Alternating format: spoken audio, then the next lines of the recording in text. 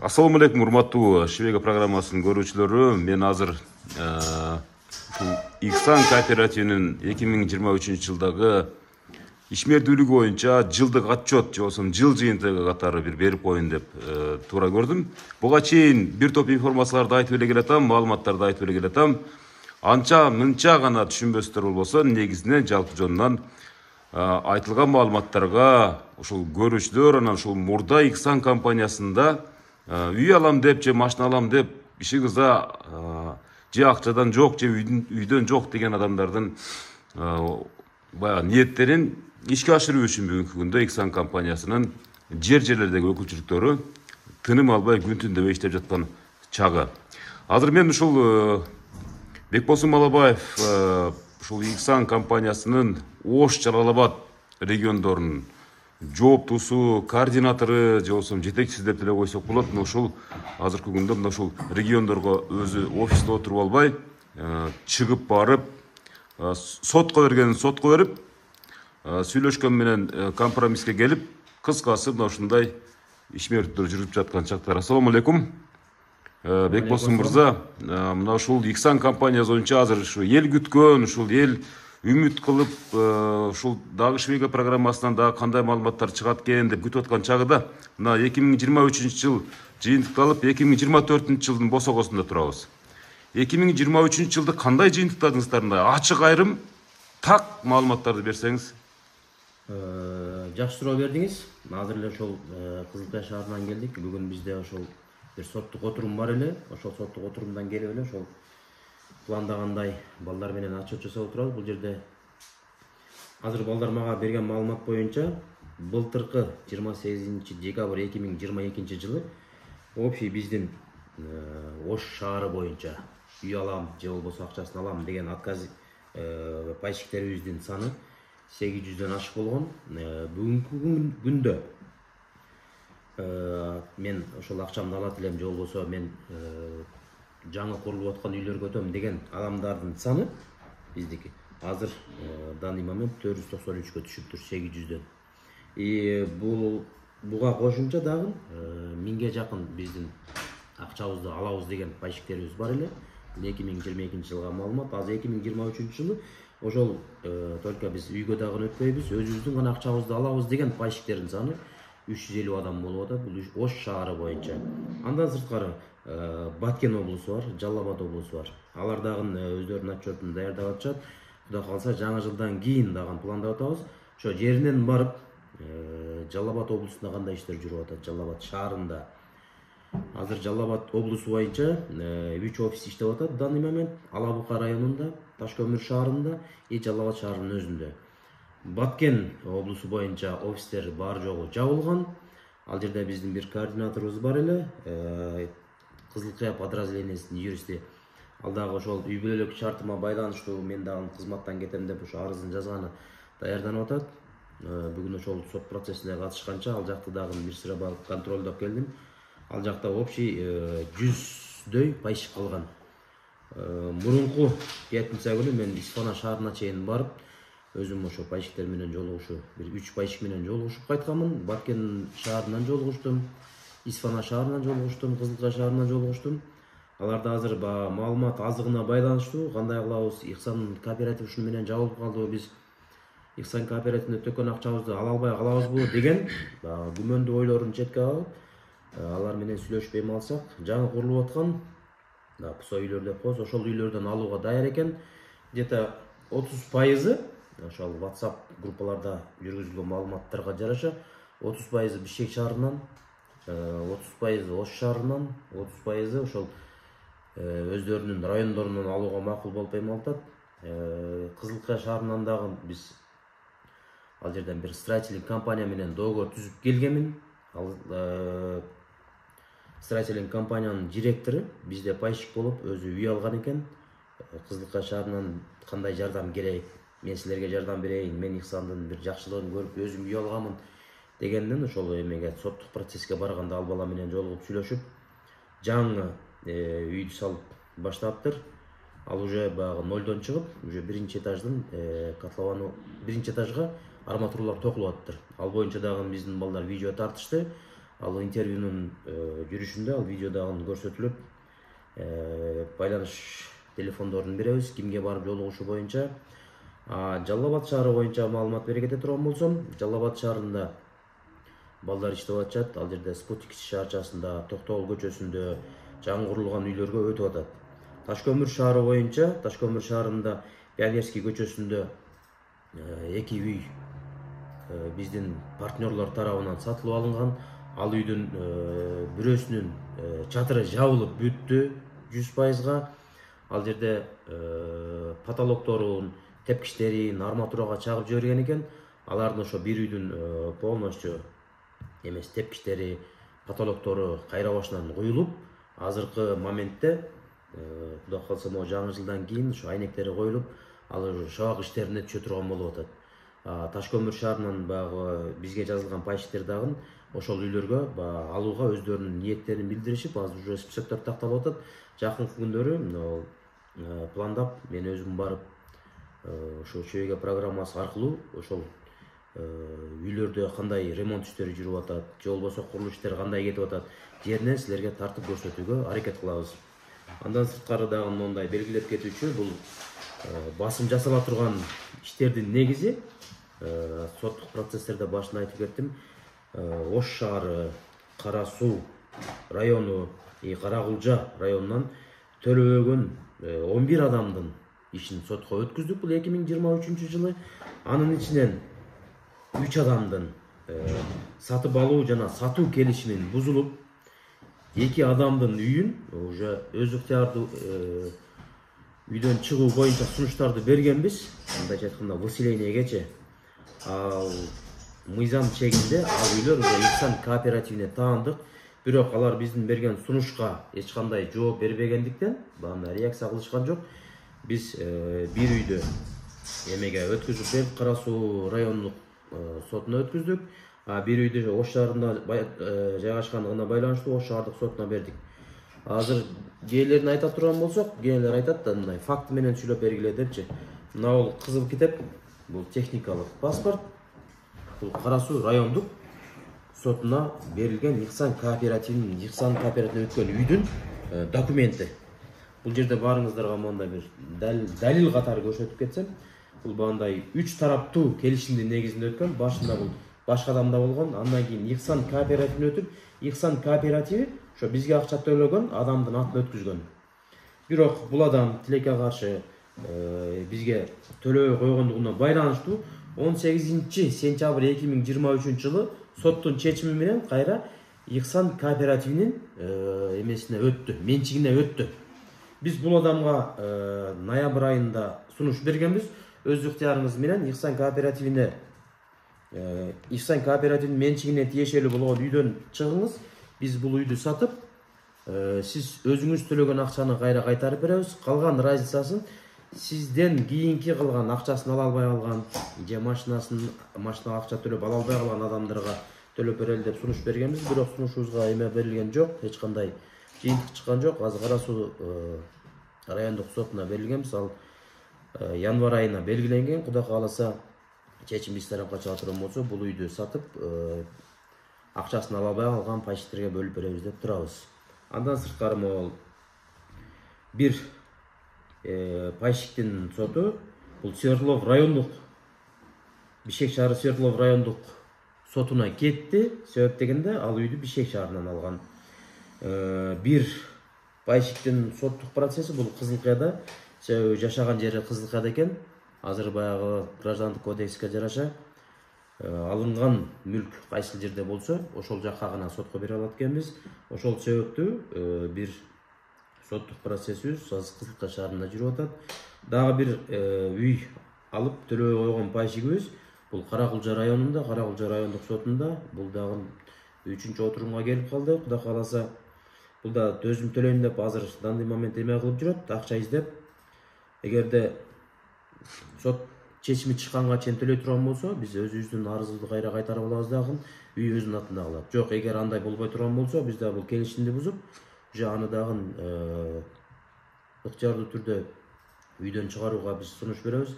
Ал маселелерге дагы кайрылбай турган болсо, анда биз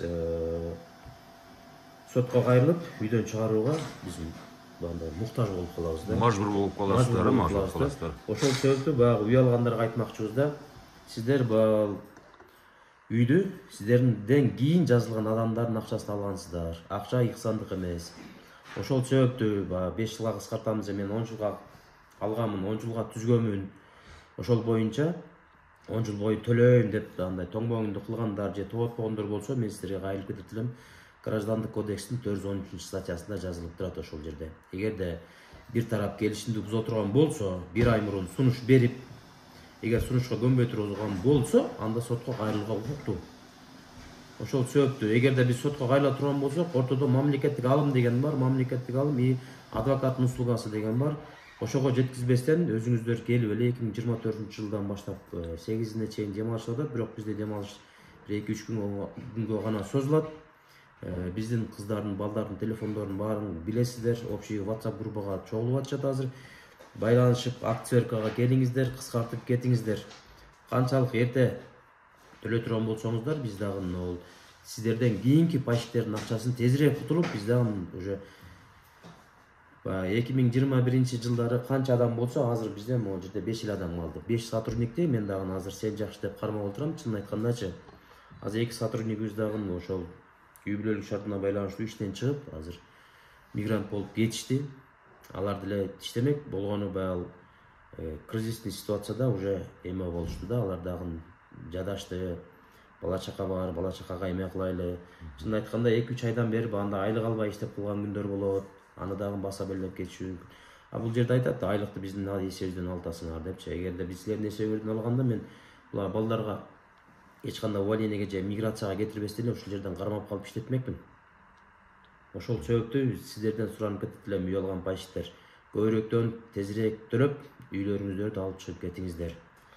Андан сырткары, үй алам же акчам алам деп күтүп турган пайщиктер үчүн бизден дагы жакшы жаңылыктар бар. Буга чейинки видеодо IG Development деп строительный компания, посреднический девелоперский услуга көрсөткөн компания менен дагы договор түзгөнбүз. Алар менен договор түзүп, в данный момент 46 адам жаңы курулуп аткан үйлөргө договор келишим түзүп, ал жакта өздөрүнүн акчасын төлөп атат. 46 адамдын акчасы общий келишим түзгөнү бизде 40 миллиондон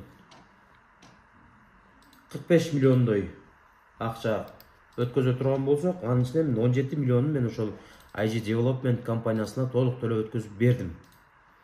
Андан сырткары биздин дагы бир партнерибиз бул Мунара Строй деп, Мунара Строй. Бул азыр 2 жерге эме түзүп атат, үй куруп атат. Бирөөсү аэропортто, бирөөсү Ош районунда, Артыкова көчөдө. Бул жерде дагы азыр интервьюнун жүрүшүндө видеолорду көрсөтөбүз. Бул жака өткөн 77 адам өткөн, бул Ош шаары боюнча гана. Общий Кыргызстан боюнча айта турган болсок, бул 300дөн ашык эме болуп кеткен. 77 адамдын акчасы бул жерде 70 миллионду түздү. Анын ичинен мен буларга азыр маалымат катары айтып кетейин, эме кылганда 29 миллион акчаны мен которуп бердим. Данный момент ошондо бизде 41 миллиондой карызыбыз бар Мунара Стройдо. Азыр эми 2024-жылдагы негизги басымды ушул жаңы курулуп аткан үйлөргө жасайлы деп турабыз. Себеп дегенде, мен мисал катары айтып кетейин, биздин өзүбүздүн эле пайщиктер акчасын алган. Акчасын алып бүтүп эле кайра дагы бир мындайча айтканда бир саздан экинчи сазга барып дагы тыгылып алганда, алгандайча бизден очередке келип акчасын алып кеткен. Барып бирөөсү Муслим кооперативинин акчасын салып коюптур, экинчиси ИФК деп Исламский финансовый кооперативге акчасын салып коюптур. Ошого айтмакчы элем да, эгерде ушунчалык эле эме кылганыңыздар келе турган болсо, жаңы курулуп аткан үйлөргө эле өтүп кетсеңиздер, силерге пайда болот. Себеп дегенде азыр инфляциянын негизинен 2 жылда 3 жыл, 2 жыл болуп атат, 3 жыл болуп атат деп келип атасыздар. Мага келгенде 2 жыл, 3 жылда азыр уже Мунаранын үйлөрү бүтө турган болуп атат. Ал 2 жылдан кийин алган акчаларыңыздар инфляциянын негизинде ал үйдүн жарымына жетип калышы мүмкүн да. Ошол себептүү сиздерге багындай суранам. Мунарага же болбосо IG Development'тин жаңы куруп аткан үйлөрүнө өтүп кетсеңиздер, сиздер утасыздар. Анан дагы кээбилер баягы сунуш менен келип атат, биз өзүбүз табалы, ошого акчаны которуп бер депчи. Мен ага андай отказ берип турам. Себеп дегенде, могу шаар курулуш боюнча силер азыр көрүп атасыздар, 17 объекти сноско кетти депчи. Ошо сноско кеткен объектилердин ичинде биздин пайщиктер өздөрү таап келген немелер бар. Жаңы курулуп аткан үйлөрчү. Анан эртең мен бул жактан акчасын которуп бергенден кийин мен өзүмдүн мойнума жоопкерчиликти алам дагы, ал жакта өзүңүздөр бүтүрүп аласыздар. Анан бир саздан экинчи сазга тыгылбаңыздар, мен сизден суранып кетем. Эми мына ушул 2023-жылды жыл жыйынтыгы катары маалымат берип жаткандан кийин конкреттүү статистикалар барбы ушул финансылык жактан? Мисалы буга чейин Иксан канча объемдо акча каражаты элге карыз эле? Азыркы 2023-жылдын ушул сааттарында, ушул секундтарында канчасы жоюлду? 2023-жылдын 9 январында, ушул жылдын башында мен пайщиктерди чогултуп бир 50дөй пайщик келип отчет бергенмин. Ошол отчетто 1 миллиард 200 канча миллион деп биз элге карыз экенбиз деп мен отчет бергенмин да. Ошонун ичинен 650 миллионго жакын бандай үйгө өтүп кеткендер, акчасын алгандар, же болбосо өз ара келишим негизинде чыгып кеткендердин суммасы 650 миллион сом болот экен. 650 миллион сом. 650 миллион сом уже биз элге бердик. 1 миллиарддын тегерегиндеги карыздын демек 50дөн ашык пайызын бүгүнкү күндө төлөдүңүздөр. Төлөп бердик. Эми ушул баягы өзүңүз жогоруда баса беле айтып кетпедиңизби? Мисалы үчүн акчаны эми албетте элдин акчасы деп атасыз, мисалы ушуну башка мурда үй алгандардан же машина алып алгандардан өндүрүүдө ушу укук коргоо органдарына бир кандай ыраазычылыгыңыз бар же нааразычылыгыңыз бар? Алар тараптан колдоп кубаттоо болуп атабы? Азыр биринчи ошо соттук процесске барганда мени баанда шылдыңдаган себеп карашты, чынын айткандачы. Силерди Иксанды сотко берчиле го, бул кандайча болуп атат депчи. Эми адамдар түшүнүк болуп калат экен, же каяктан алышкан? Чын айтканда силер уже банкротсуңар, силер алып берген үйлөр уже бизге как белек катары калды дегендер да болгон башындачы. Ошолордун баягы мен списокто айтып кетпедим, 11 адамдын эмесин сотко өткүздүк. Азыр дагы неме алганда жардам бергендер бар. Себеп дегенде бизде пайщиктердин арасынан өзүбүздүн укук коргоо органдарында иштегендер бар. Алар келип бизден кандай жардам, же болбосо биз кандай кылсак силерге тезирээк өндүрөбүз деп өздөрүнүн кызматтарын сунуштагандар бар.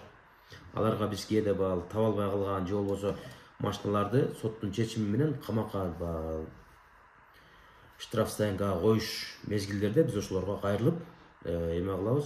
Анан кийин сотторго барганда дагы алар да өздөрүнүн мыйзам чегинде карап биз эми баары эле тезирээк чечилип калсын деп ойлойбуз да. Жок, алар деле өздөрүнүн мыйзам чегинде карап бизге чечим чыгарып берип атат. Баары эле жакшы кетип атат. Азыр эми мына баягы курулуш компанияларындагы баягы оозу күйгөн айранды үйлөп ичет болуп, мисалы көпчүлүгү мисалы этият болуп калды да, этият шарт менен мисалы иштешип калды да. Ошол эле катмар сыяктуу эле сиздер деле мисалы жогоруда айтпадыңызбы, мисалы биз өзүңөр таап келген батирлерди же болбосо квартираларды алып бере албайбыз, биз көрсөткөн компаниялар менен иштешкиле деген түз эле ачык эле ойду айттыңыздар. Себеп дегенде сиздер жет өлчөп биргесип ал компаниянын мыйзамдуулугун, анын документтерин карап, баардык шарттарын карап туруп андан кийин келишим түзүлүп, мына эйжи девелопмент жогоруда биз буга чейин маалымат бергенбиз, Мунара строй сыяктуу компаниялардан алса мурда үй алам деп максат койгондор, демек эч качан утулбайт.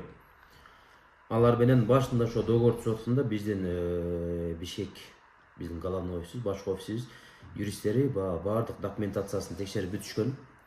Акыркы эмеси мамлекеттик экспертизадан чыккан корутундунун негизинде үй салууга болот деген. Ошолору баары гана строительный компаниялар менен договор түзүшкөн. Ошолор текшерилип, ушулар менен келишим түзүп иштесеңер болот дегенден кийин гана иштешип башташканбыз. 2021-жылдары мындай строительный компаниялар чын айтканда көп эле келип туруп биз менен келишим түзүп иштешип же болбосо өздөрүнүн үйлөрүн сатышкан. 2022-жылы уже бизде ажиотаж башталгандан кийин ал строительный компаниялар Иксан дегенде жок, Иксан менен иштешпейбиз деп бизден 100 бандай буруп кетишкен да. Азыр данный момент ошол Мунара строй мамлекеттик экспертизанын корутундусун алып, аэропортто биз акыркы жолу баягы съемка кылганда 3 эмени көргөнбүз. Объект курулуп атканы. Азыр дагы 2 объектисине ошо мамлекеттик экспертизанын корутундусун күтүп атышат.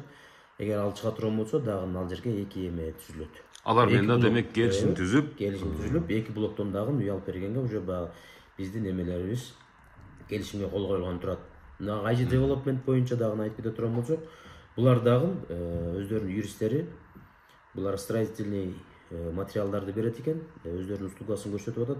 Именно ошол мамлекеттик экспертизанын корутундусу чыккан строительный компанияларда баягы ошол курулуш материалдарын, же болбосо лифт установканы, крышасын жапканга, сырткы фасадын курулуш материалдарын беришип, ошолор менен иштешип атат. Буларды дагы бир сыйра текшерип, анан кийин гана договор түзгөнбүз. Себеп дегенде булар 2021 жылы декабрда келгенде, 2022 жылы декабрда келгенде биз бир сыйра силердин документиңерди изучать этели деп туруп, 1 айга эме алганбыз, срок бергенбиз. 2023 жылдын 20 январынан бери алар менен иштешип келатабыз.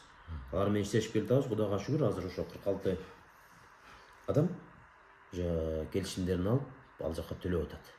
Азыркы күндө канча адамды сотко бердиңиздер? Азыркы күндө 11 адам. 11 адамды. Анын ичинен канчасына соттун чечими чыкты? 3 адамга келишимди бузуу боюнча чечим чыкты. Ал келишим экөөсү күчүнө кирип, алардын жашап аткан үйлөрү Ихсан кооперативинин менчигине өттү. Жалал Абад шаарынан 1 адамга сотко берилди, Жалал Абад шаары боюнча. Башка эмелерден эмеге бериле элек. Соттун чечимин күтүп аткан учуруңуздар азыр сотко бериле элек. Эми мына жогоруда жакшы эми урматтуу көрүүчүлөр, жакшы ниет кылсак, баардыгынын акырындап бүтүп кетип аткандыгын дагы биз мына ушул Ихсан кооперативинин жетекчиси, мына ушул Ош Жалал Абад облустары боюнча ушул Малаханов Бекболсун мырза менен бетме-бет арай көз чарай сүйлөшүп аткан учурубуз. Мына 1 миллиарддын тегерегиндеги сом ушул элге карыз болсоңуздар, ушул 1 жыл, 1,5 жыл ичинде анын 650 миллиондун тегерегиндеги сомун берип, ар кандай түрдө, мисалы өзүңүз айткандай, кутулупсуздар. Эми 2024 жылга Кудай берсе, мындан аз эле сумманы Кудай берсе кутулуп калсаңыздар, ушул көпчүлүк учурларда комментарийлерди калтырышат да, мына Ихсандын келечеги кандай болот, ушул суроо менен жыйынтыктайлы. Дагы уланып кете бересиздерби, же дагы кандай бир стратегиялык план программаңыздар бар? Азыр стратегиялык план боюнча деле эме түзөлекпиз, чынын айткандачы. Азыр биздин биринчи максатыбыз ошол аркада калган адамдарды мүмкүн болушунча тез убакыттын ичинде акчасын кайтарып берип, же болбосо жаңы үйлөргө өткөзүп, өзүбүздүн баягы миссиябызды аткаргандан кийин гана уже план түзөбүз деп турабыз. Ал эми план түзөлү десек, азыр бизде 1-Май райондук соту тарабынан именно пайщиктерге Ихсан кооперативинин менчигине арест салынып калган да. Эгерде бизде азыр план түзө турган болсок, эртең соттук иштери башкача чечиле турган болсо, анда биз уже ишибиз кандай жүрөт, точно айта албайбыз да. Ошол себептүү өзүбүздүн коюлган миссиябызды так аткарып, анан кийин уже жогорку жак менен сүйлөшүп туруп, кандай кылабыз, иш алып барышты ошондо чечебиз. Демек, Кудай буйрса, жакшы ниет кыла берели. Эң негизги максатыңыздар демек, бул элдин карызын өз убагында кайтарып берүү, андан аркысын кайтарып бергенден кийин анан кийин уже план түзүү, анан кийин болот, Кудай буйрса. Урматтуу көрүүчүлөр, мен азыр өзүмчө дагы маалымат беремин сиздерге. Себеп дегенде буга чейин мисалы Ихсан компаниясы менен эмне үчүн мисалы ушул Өмүрзак Азимов Вега программасы такай иштешип калды деген оюңуздар болсо, мисалы ушул Бекболсун мырза менен экөөбүз келишкенбиз, сүйлөшкөнбүз, ар бир кадамды ачык, айкын жеткиребиз деп баса белгилеп айтып кетиптүү жагдай этикалык бир нормаларга мына ушул Бекболсун мырза өзү кое туруңуз, Өмүрзак мырза, бул инсандардагы өзүнүн баягы ниети оңдолуп, ошол акча каражатын төлөп калар деген максатта айтылбай жатат. Биз Кара Суу райондорун, Кара Кулжа райондорун, Ноокат, Баткен аймактарына чейин барып келип атабыз. Эфирден пайдаланып айткым келет, эгерде Бекболсун мырза чыгара бериңиз, атын атап чыгарыңыз, үйүн көрсөтүп чыгарыңыз дей турган болсок, Кудай буйрса алдыдагы күндөрү ошондой маалыматтарды ачык таратабыз. Бул айткан себебим артта калган адамдарды ыйлатпай сыктатпай тез аранын ичинде мүмкүнчүлүктүн болушунча качпай бул асмандан түшүп калган үй же болбосо машина дебей карызды төлөп кийинкилердин үмүтүн ишке ашыралы деген эле ойду айткым келип атат. Ишиңиздерге ийгилик. Дагы көп маалыматтар беребиз, Кудай буюрса. Чогуу иштешебиз. Рахмат.